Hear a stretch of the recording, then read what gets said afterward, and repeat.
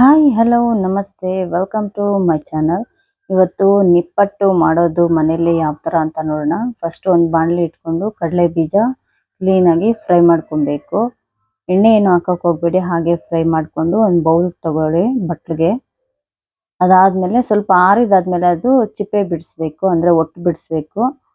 ಆಮೇಲೆ ಸ್ವಲ್ಪ ಅದೇ ಬಾಣಲಿಗೆನೆ ಕಡಲೆಪಪ್ಪು 1 ಕಪ್ ಹಾಕೊತಾ ಇದ್ದೀನಿ, ಕಡಲೆ ಬೀಜ 1 ಕಪ್ಪು, ಕಡಲೆ ಪಪ್ಪು 1 ಕಪ್ಪು, ಎರಡು ಕೂಡ ಕ್ಲೀನಾಗಿ ಫ್ರೈ ಮಾಡ್ಕೊಬೇಕು ಗೋಲ್ಡನ್ ಬ್ರೌನ್ ಆಗೋ ಥರ. ಅದನ್ನು ಕೂಡ ಪ್ಲೇಟಿಗೆ ತೊಗೊಂಡ್ಬಿಡೋಣ ನಾವು.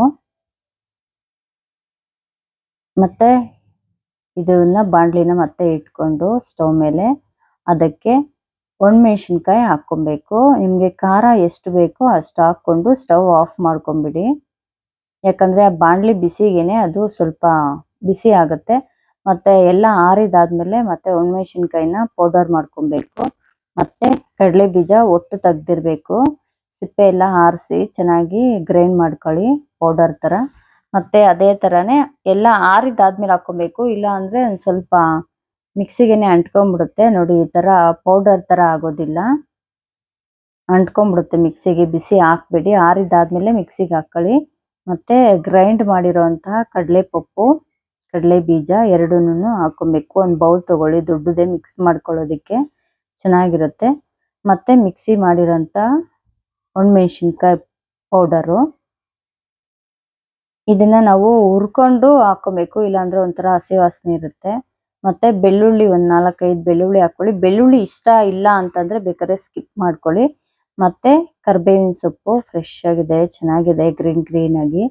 ಮತ್ತು ಎಳ್ಳು, ಬಿಳಿ ಎಳ್ಳು ಹಾಕ್ಕೊತಾ ಇದ್ದೀನಿ ನಾನು, ಚೆನ್ನಾಗಿರುತ್ತೆ. ಮತ್ತು ಉಪ್ಪು, ನಿಮ್ಮ ರುಚಿಗೆ ಎಷ್ಟು ಬೇಕೋ ಅಷ್ಟು ಉಪ್ಪು ಹಾಕ್ಕೊಳ್ಳಿ.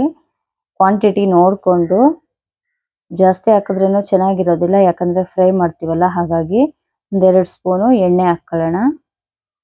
ಮತ್ತು ನೀವು ನೀರನ್ನ ಬಿಸಿ ಬೇಕಾದರೂ ಮಾಡಿ ಹಾಕ್ಕೊಳ್ಳಿ, ಇಲ್ಲ ತಣ್ಣೀರು ಬೇಕಾದರೂ ಹಾಕ್ಕೊಬೋದು, ಕಲಸೋದ್ರ ಮೇಲೆ ಡಿಪೆಂಡ್ ಆಗಿರುತ್ತೆ ಇದು.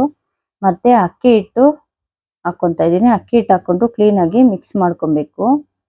ಯಾವ ಅಳತೆನಲ್ಲಿ ತೊಗೊಂಡಿದ್ವಿ ನಾವು ಕಡಲೆಪಪ್ಪು ಕಡಲೆ ಬೀಜ ಎಲ್ಲನೂ, ಅದೇ ಅಳತೆನಲ್ಲೇ ತೊಗೊಂಡು ಕ್ಲೀನಾಗಿ ಮಿಕ್ಸ್ ಮಾಡಬೇಕು. ಎಣ್ಣೆ ಮತ್ತು ಕರಿಬೇವಿನ ಸೊಪ್ಪು ಎಳ್ಳು ಎಲ್ಲ ಹಾಕಿದ್ದೀವಲ್ಲ, ಕಡಲೆಪಪ್ಪು ಒಣಮೆಣಸಿನ್ಕಾಯಿ ಪೌಡರು ಎಲ್ಲನೂ ಎಲ್ಲ ಮಿಕ್ಸ್ ಮಾಡಿಕೊಂಡು ಅದಾದಮೇಲೆ ನೀರು ಹಾಕ್ಕೊಂಡು ಮಿಕ್ಸ್ ಮಾಡಬೇಕು. ಇದನ್ನು ಮಾಮೂಲಿ ಚಪಾತಿ ಹಿಟ್ಟಿನ ಅದಕ್ಕೆ ಕಲಿಸ್ಕೊಬೇಕು ನೋಡಿ. ಈ ಥರ ಕ್ಲೀನಾಗಿ ಮಿಕ್ಸ್ ಒಂದೇ ಸತಿ ನೀರು ಹಾಕಿದ್ರೆ ಮತ್ತೆ ಬುರ್ದೆ ಥರ ಆಗ್ಬಿಡುತ್ತೆ, ಅಂದರೆ ಚಪಾತಿ ಹಿಟ್ಟನ್ನ ಅದಕ್ಕೆ ಬರೋದಿಲ್ಲ. ಹಾಗಾಗಿ ಸ್ವಲ್ಪ ಹಾಕ್ಕೊಂಡು ಕಲಿಸ್ಕೊಬೇಕು. ಇಲ್ಲಿ ವಿಡಿಯೋನು ನಾನೇ ಮಾಡ್ತಿರೋದ್ರಿಂದ ಅಷ್ಟೊಂದು ಕ್ಲಾರಿಟಿ ಬಂದಿಲ್ಲ ಅಂದ್ಕೊಳ್ತೀನಿ ನೋಡಿ. ಈ ಥರ ಗಟ್ಟಿಯಾಗಿ ಆಗಬೇಕು ನೋಡಿ. ಈ ಥರ ಕ್ಲೀನಾಗಿ ಆಯಿತು ಕಲಸಿದ್ದು. ಈಗ ಒಂದು 1/2 ಅವರ್ ಬಿಡೋಣ ಇದನ್ನು.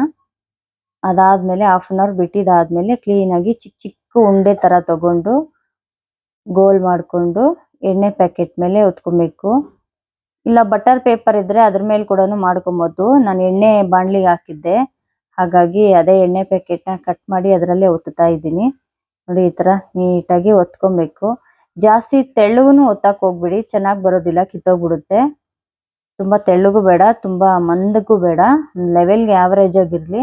ಎಣ್ಣೆ ಬಿಸಿ ಆಗಕ್ಕೆ ಇಟ್ಟಿದ್ದೆ ನಾನು ಮುಂಚೆನೇ ನೋಡಿ. ಎಣ್ಣೆ ಬಿಸಿ ಆದಮೇಲೆ ಎಲ್ಲ ಒಂದೊಂದನ್ನೇ ಹಾಕಿ ಅದರಲ್ಲಿ ಗೋಲ್ಡನ್ ಬ್ರೌನ್ ಆಗಬೇಕು ನೋಡಿ. ಫಸ್ಟ್ ಒಂದು ಹಾಕಿದ್ದೆ ನೋಡಿ, ಅದಾಗಿದೆ. ಆ ಥರ ಗೋಲ್ಡ್ ಕಲರ್ ಆಗಬೇಕು, ತುಂಬ ಚೆನ್ನಾಗಿರುತ್ತೆ ನೋಡಿ. ಸಖತ್ತಾಗಿದೆ ಅಲ್ವಾ? ಚಳಿಗೆ ಬಿಸಿ ಬಿಸಿ ತಿಂತಾ ಇದ್ರೆ ಸಖತ್ತಾಗಿರುತ್ತೆ. ಮನೇಲಿ ಟ್ರೈ ಮಾಡಿ, ತುಂಬ ಚೆನ್ನಾಗಿ ಬರುತ್ತೆ. ಕಮೆಂಟ್ ಮಾಡೋದನ್ನ ಮರಿಬೇಡಿ. Subscribe me.